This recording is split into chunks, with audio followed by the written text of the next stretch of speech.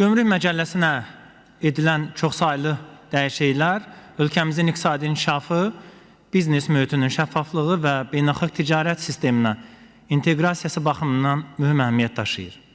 Dövlət büdcəsinin formalaşmasında vacib paya malik olan gömrük sisteminin rolu son illər önəmli səviyyəyə çatıb. Müqayisəli yanaşsaq, cəmi 5 il əvvəl dövlət büdcəsinə gömrük daxil olmaları 3,5 milyard manat civarında olduğu halda hazırda göstərici 6-7 milyard manata yaxınlaşır. Regional kontekstə baxsaq, Ermənistanda illik gömrük daxil olmaları xeyli aşağıdır, yəni 1,2 milyard ABŞ dolları, Gürcüstanda isə 2,5 milyard ABŞ dolları səviyyəsindədir. Eyni zamanda Azərbaycanın xarici ticarət coğrafiyası da genişlənib. Əgər bir neçə il əvvəl aktiv ticarət tərəfdaşlarımızın sayı 120 ölkə miqyasındaydısa, hazırda göstərici 150-dən artıqdır. İxrac istiqamətlərin sayı da 100-dən çoxdur. Rəqəmlər göstərir ki, ölkəmizin beynəlxalq ticarətdə mövqeyi güclənib, gömrük orqanları da prosesin əsas dayaqlarından biri olub.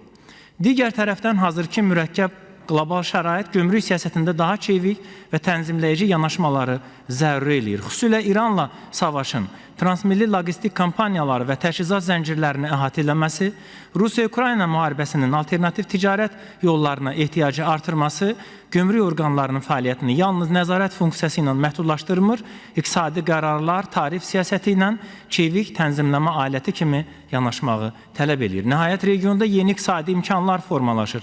Azərbaycan hazırda kommunikasiya xətlərinin açılması və Ermənistanla ticarət məhdudiyyətlərinin aradan qaldırılması ərəfəsindədir. Ağbənd keçid məntəqəsi gələcəkdə mühüm ticarət qovşaqlarından birinə çevriləcək.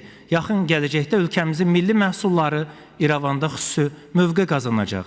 Belə şəraitdə gömrük siyasəti sülh müqaviləsini yaxından izləyən iqtisadi sinir sisteminə çevrilə bilər. Məcəllədə dəyişikliklərin mahiyyətinə gəldikdə, ilk olaraq institusional və inzibati islahatlar qrupunda qərarvermə mexanizmləri sadələşdirilir, məsuliyyət bölgüsü və elektron idarəetmə alətləri artırılır.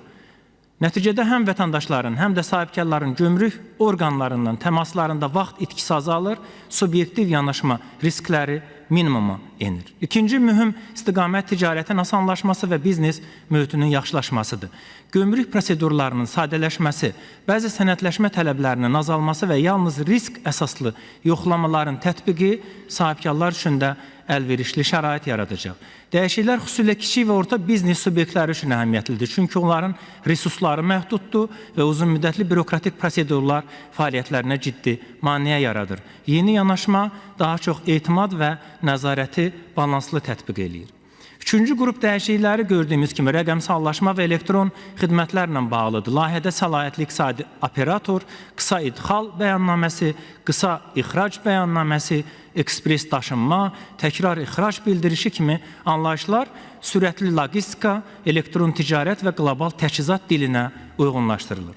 Malların gömrük ərazisinə gətirilməsi və təqdim edilməsi qaydalarına dair yeni redaksiyaya əsasən mallar gömrük ərazisinə daxil olduqdan dərhal sonra məsul şəxslər tərəfindən gömrük orqanlarına məlumat verməsi tələb olunur. Bundan əlavə, malların qısa müddət ərzində 1 saatdan gecə olmayaraq gömrük orqanlarına təqdim edilməsi öhdəliyi qoyulur. Bu da təbii ki, operativliyə təsir eləyəcək. Təqdim olunma müddəti bəyannamələrin 15 iş gününü keçməməsi istənilir. Qanun layihəsində maliyyə və ödəniş mexanizmləri təkmilləşdirilir, ödənişlərin yalnız nağdsız qaydada həyata keçirilməsi maliyyə şəffaflığını artırır, kölgə iqtisadiyyatının qarşısını alır. Yekunda xüsusi vurğulayaq, sənəd üzərində ideal görünən hər bir normanın real həyatda gözlənilən effekti verməsi üçün daim sahibkarlar, xarici gələn vətəndaşlar və digər gömrük subyektlərinin rəyinin öyrənilməsi və nəzərə alınması vacibdir. İkinci, maariflənmə işi. Vətəndaşların yeni qaydalar barədə dolğun məlumatı çox önəmlidir. Əks halda ən yaxşı islahat belə anlaşılmazlıq səbəbindən effekt verməyə bilər. Üçüncü, institusional potensialın gücləndirilməsidir. Yəni, rəqəmsallaşma və yeni idarəetmə yalnız o zaman uğurlu olur ki, onu tətbiq edən kadrlar dəyişikliklərə hazır olsunlar. Təlimlər, peşəkar inkişafa çox ehtiyac var. Bir daha, məcəlləyə təklif olunan dəyişiklikləri iqtisadi inkişafımıza xidmət elədiyinə görə müdafiə edirik, səs verəcəyik, sağ olun.